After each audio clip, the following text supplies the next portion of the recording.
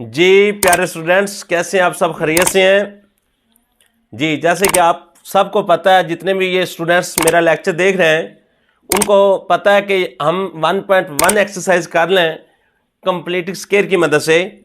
इसका जो question number 3 है उसका 8 पार्ट कर रहे हैं बाय कंप्लीटिंग स्क्वायर। तो बढ़ते हैं आज के लेक्चर की तरफ।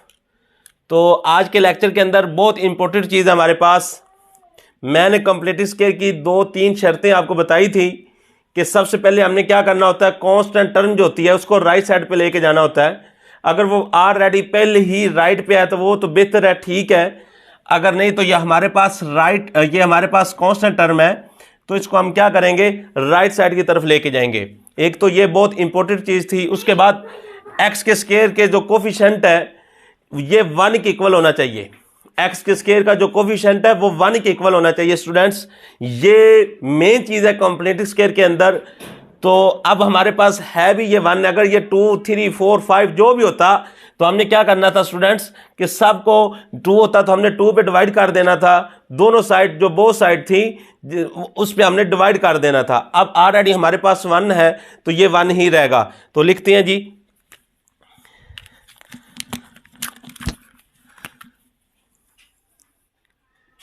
एक्स का स्क्वायर प्लस 17x, ये जो लेफ्ट कांस्टेंट टर्म है ये दूसरी साइड पर जाकर माइनस की हो जाएगी, -33/4 जी। ये एक चीज होगी। उसके बाद आपको मैं बता रहा हूं कि एक्स के स्क्वायर का जो कोफिशिएंट होगा वो 1 के ही इक्वल रखना है।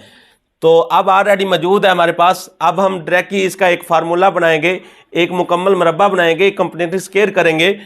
तो इसको आम जो बहुत मशहूर एक फार्मूला हमारे पास वो लगाएंगे इसके ऊपर। a + b का whole square is equal a का स्क्वायर प्लस ये 2 जो होता है ये कुलिया का मैं इसको बोलता हूं, तो 2a और b + b का स्क्वायर। जी स्टूडेंट्स, ये जो साइन होगा ये अगर प्लस का हो तो हम प्लस वाला इस्तेमाल करेंगे, अगर ये माइनस का हो तो हम माइनस वाला ही इस्तेमाल करेंगे। तो अब इसको हम किस तरह बनाएंगे कि अगर इधर a तो हमारे पास मौजूद है, b का हमें नहीं पता, b हम खुद बनाएंगे, खुद तैयार करेंगे। करते हैं जी, x का स्क्वायर प्लस ये वाला जो 2 है कुलिये वाला, पहली रकम जो है हमारे पास x है, दूसरी रकम का मैं आपको बता रहा हूं हमें पता ही नहीं। दूसरी रकम हमें कैसे पता चलेगा, इस चीज को मद्देनजर रखते हुए 2 आ गया हमारे पास। 2 तो है ही नहीं, इसके अंदर मौजूद ही नहीं, हमें नहीं नजर आ रहा 2, ठीक हो गया।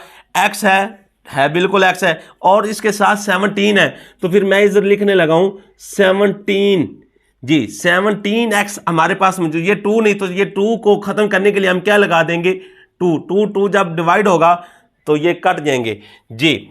a और b आ गया हमारे पास। अब b का कुलिये के अंदर हमने क्या करना होता है, स्क्वायर लेना होता है। 17/2 का स्क्वायर इज इक्वल, राइट पे हमारे पास क्या है, -13/4 प्लस एक दफ़ा ये जो b है, एक दफ़ा इसको इधर भी लिखना होता है हमने। ये कंप्लीटिंग स्क्वायर का एक मेथड है हमारा, तो इसका भी स्क्वायर होल स्क्वायर जी। ये देखें ये क्लोज था, हमने इसको ओपन किया तो ये चीज़ बन गई। इसी तरह ये ओपन है, इसको हम ये शेप देंगे।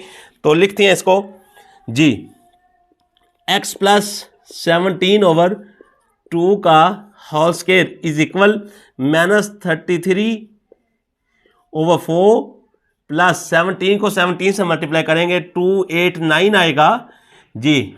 2 क्या हो जाएगा, 4 जी।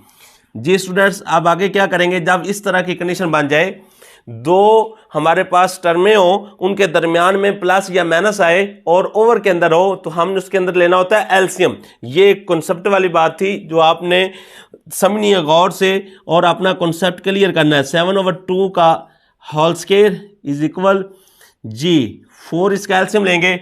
4 को जब 4 पे डिवाइड करेंगे स्टूडेंट्स तो ये हमारे पास आएगा 1 को ऊपर वाली जो रकम है वो हमारे पास 33 है, उससे मल्टीप्लाई करना होता है। तो ये -13 ही आएगा, 33 आएगा, प्लस इसी तरह 289 आएगा जी। 289 में से 33 निकाल देते हैं। 289 -33 जी। ये अब हमारे पास 256 आ गया है। x + 7/2 का होल स्क्वायर। जी 256 ओवर हमारे पास 4 है। अब इसको हमने क्या करना है, एक मुरब्बे के अंदर लिखते हैं कि ये किसका स्क्वायर बन रहा है। जी x प्लस 17/2 का होल स्क्वायर। जी मैं तो चेक करने लगा हूं,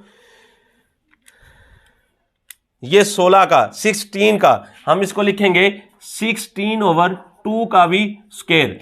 जी स्टूडेंट्स ये था। अब नेक्स्ट स्टेप पे जाएंगे। फर्स्ट स्टेप क्या था इसका कि कांस्टेंट टर्म को उठाकर राइट पे। दूसरा स्टेप क्या था इसका कि एक्स के स्क्वायर का जो कोफिशिएंट होगा उसको 1 के इक्वल लेके आना होता है। जो थर्ड स्टेप था हमारा वो हमने एक मुकम्मल मुरब्बा बनाना होता है। जो फोर्थ स्टेप था हमारा उसके अंदर हमने स्क्वायर रूट लेना होता है। ये है कंप्लीटिंग स्क्वायर। तो मैं लिखने लगा हूं स्क्वायर रूट, लिख लें इधर तो बेहतर है। Square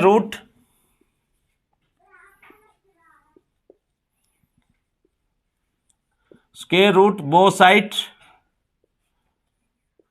both side. जी इससे क्या पता चला है कि हम क्या ले रहे हैं, स्क्वायर रूट, दोनों तरफ स्क्वायर रूट ले रहे हैं। तो लिखते हैं जी x प्लस 17/2 का होल स्क्वायर इज इक्वल 16/2 का होल स्क्वायर। जी ये मैं आपको बता रहा हूं कि हमने क्या लिया, स्क्वायर रूट लिया। तो जब स्क्वायर रूट लिया तो स्क्वायर रूट के साथ ये जजर कैंसिल, और स्क्वायर के साथ ये वाला जो स्क्वायर रूट है ये कैंसिल हो जाता है। तो आपको मैंने एक चीज़, जितने भी मेरे पहले लेक्चर है उसके अंदर स्टूडेंट्स मैं ये बहुत प्यारी मिसाल देता हूं कि जब भी ये स्क्वायर रूट खत्म होगा, ये चला जाएगा यहाँ से, तो हमें एक अपनी जो आने वाली नस्ल है वो क्या दे के जाएगा, प्लस और माइनस। ये एक बहुत आसान मिसाल है। मैं तो अक्सर अपने स्टूडेंट्स को ये मिसाल देता रहता हूं। जी x प्लस 17/2 का 2, क्योंकि स्क्वायर के साथ ये अब हमारा स्क्वायर रूट कैंसिल हो गया, तो ये क्या चीज़ दे गया, प्लस और माइनस। तो राइट पे हमारे पास क्या है 17/2। इसका क्या मतलब हो गया, इसको एक दफ़ा प्लस में लिखें और एक दफ़ा माइनस के अंदर लिखें। जी लिखते हैं स्टूडेंट्स। तो ये हमारे पास क्या आ रहा है, एक दफ़ा इसको प्लस के अंदर लिखने लगा हूं, x plus 17/2 is equal 16/2, x plus 17/2 minus 16/2। जी x इज इक्वल 17/2 माइनस 17/2। जी ये प्लस का था, इधर जाकर हमारा माइनस के अंदर हो गया। अब वही चीज़ बन गई जैसे मैंने आपको इधर ये चीज़ बताई कि क्या लेना होता है, एलसीएम। जी स्टूडेंट्स एलसीएम लेते हैं, x 2 एलसीएम 16 माइनस 17 आएगा, x इज इक्वल टू -1/2। जी एक वैल्यू हमने फाइंड कर ली। अब दूसरी x की क्या होगी वो करते हैं, x is equal to -16/2 minus 17/2। तो x is equal to 2 LCM लेंगे, -16 माइनस 17, तो x इज इक्वल टू -33। जी -33 आएगा और 2 आएगा। जी स्टूडेंट्स ये था हमारा क्वेश्चन नंबर 8 था कंप्लीटिंग स्क्वायर की मदद से। ये बहुत अहम है, इसको एंड पे लिखना क्या, आपने सोल्यूशन सेट लिखेंगे। सोल्यूशन सेट जी -1/2 वाओ -33/2। जी स्टूडेंट्स ये हमारा आज का जो लेक्चर था वो कंप्लीटिंग स्क्वायर क्वेश्चन नंबर 8 का और क्वेश्चन नंबर 3 का 8 पार्ट था। ये बहुत आसान मेथड है स्टूडेंट्स। अगर किसी भी स्टूडेंट्स को किसी भी पॉइंट से समझ ना हो तो लाजमी आपने कमेंट्स के अंदर अपनी राय देना है, और मोहम्मद बिलाल इंजीनियर को अपनी दुआओं में लाजमी याद रखना है।